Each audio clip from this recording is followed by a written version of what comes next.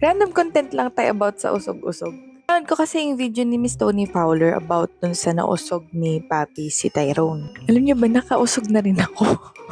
Nung college kasi kami, meron kaming subject na kumbaga nasa middle siya ng lunch.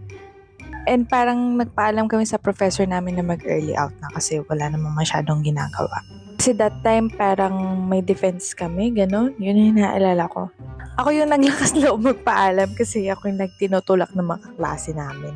So yun na nga, nagpaalam na ako, sir, baka pwede po kaming makapagpaalam na saglit kasi chuchu-chuchu, ganyan-ganyan. That time, gutom ako pero hindi ko masyadong pinapansin kasi busy sa defense, ganun.